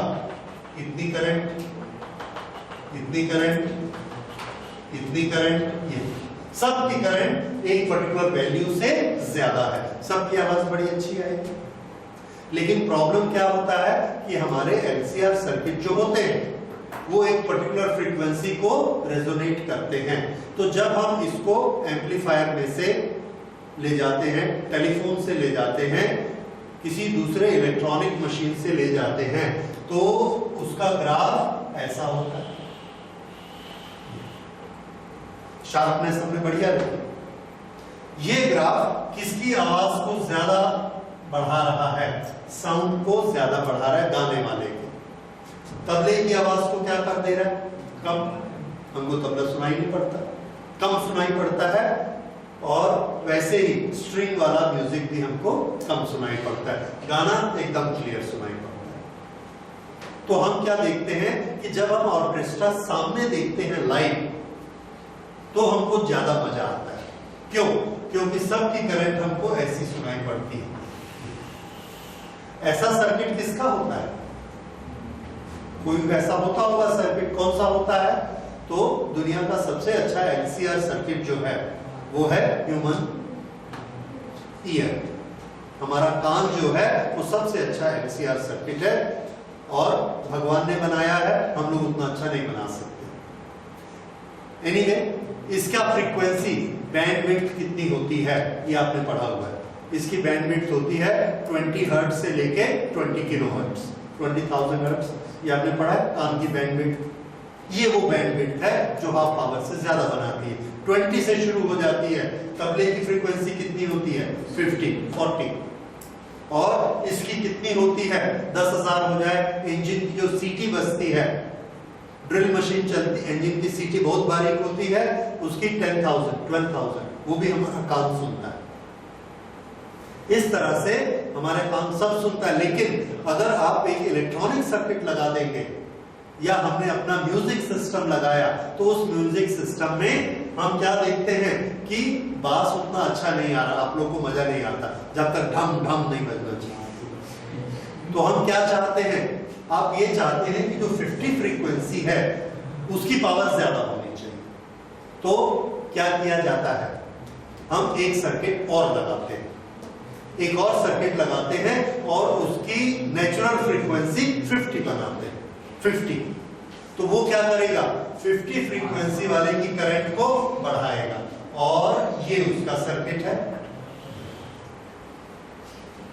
इसने ये किसकी आवाज को बढ़ाएगा? ड्रम। लेकिन इसमें आदमी की आवाज कैसी आएगी? बहुत कम। ये हमने एक सर्किट बनाया और इस सर्किट के साथ एक स्पीकर लगा दिया। क्या बोलते हैं आप लोग उस स्पीकर को? नहीं जानते? सब जानते हैं, वूफर। वो होता है वूफर। तो वूफर में एक LCR सर्किट अलग से होता है जिसकी रेजोनेंस फ्रीक्वेंसी कितनी रखी जाती है? 50। इतनी कम। ये सिर्फ किसकी आवाज को बढ़ाता है? ड्रम्स की आवाज। ड्रम्स की आवाज को ये बढ़ाता है। और अगर आप पूरा म्यूजिक उसी पे ही चला देंगे तो आप देखेंगे गाने की आवाज पीछे बहुत धीरे से आती है। क्यों? ये करंट छोटी गाने की आवाज से। तो गाने की आवाज के लिए हमारा नॉर्मल स्पीकर, उसके साथ एक अलग LCR सर्किट रहता है। उस खाली स्पीकर नहीं होते हैं, हर एक के पीछे में एक LCR सर्किट होता है। तो उसका LCR सर्किट किसकी करंट को ज्यादा बनाता है? गाने की आवाज की। इसके बाद आपने देखा है छोटा सा स्पीकर और होता है, उसको क्या बोलते हैं? ट्विटर। और उसकी सेटिंग हम किससे करते हैं? ट्रेबल से। इसकी सेटिंग किससे करते हैं? बास से। तो ट्रेबल से जिसकी सेटिंग करते हैं वो ट्विटर छोटा सा होता है, उसमें एक LCR सर्किट होता है, उसकी फ्रीक्वेंसी यहां रखी जाती है। ये इस तरह से ये बनेगा। तो इस ट्विटर में भी गाने की आवाज कम, पर ये स्ट्रिंग वाले म्यूजिक की आवाज को ये ज्यादा अच्छा सुनाता है। इस तरह से हमने अपना तरीका क्या निकाला कि हम एक LCR की बजाय 10 LCR सर्किट लगा देंगे। एक इसकी आवाज, एक इसकी आवाज, एक इसकी आवाज, इनको उठाएगा। ठीक है। अब हर एक की आवाज यहां से अलग अलग से उठती है। हर एक की करंट को हम कम या ज्यादा कर सकते हैं। करंट का फॉर्मूला क्या है? E/Z। रेजोनेंस में Z R के बराबर हो जाता है, E/R। ये I0 का फॉर्मूला है। R कहां है? ये है। तो हमारे इस ग्राफ में एक और चीज जो आपने नहीं नोट की,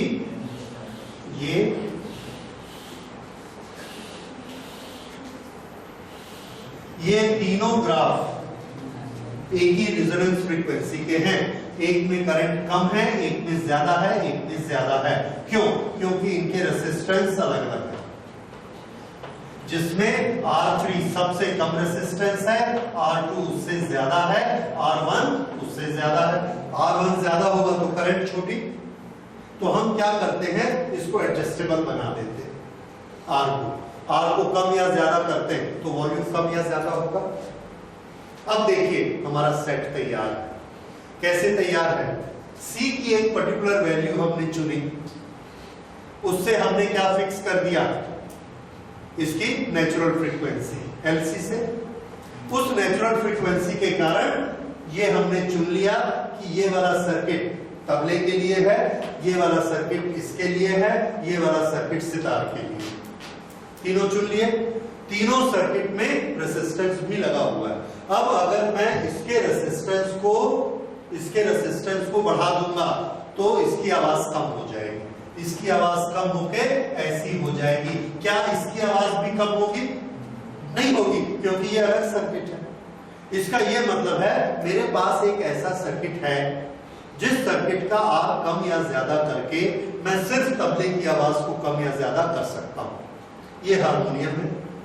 इस हारमोनियम का एक अलग LCR सर्किट है, वो सिर्फ इसकी फ्रीक्वेंसी को हाई करता है। इसके रेसिस्टेंस को अगर मैं बढ़ा दूंगा तो इसकी आवाज कम हो जाएगी, रेसिस्टेंस कम करूंगा तो इसकी आवाज बढ़ जाएगी, लेकिन इनकी आवाज पर कोई फर्क नहीं पड़ेगा। इसका मतलब सिर्फ हारमोनियम को हम कंट्रोल कर सकते हैं। इस तरह से हमने 15 अलग अलग LCR सर्किट लगा दिए। ठीक है। तो हम क्या कर सकते हैं? 15 तरह की फ्रीक्वेंसी को कंट्रोल कर सकते हैं। और 15 में नॉब लगा दिया और एक बड़ा अच्छा सा हेडफोन लगा लिया, अपने सामने लेके बैठ गया और ऐसे ऐसे करते रहे। क्या चीज है? इक्वलाइजर।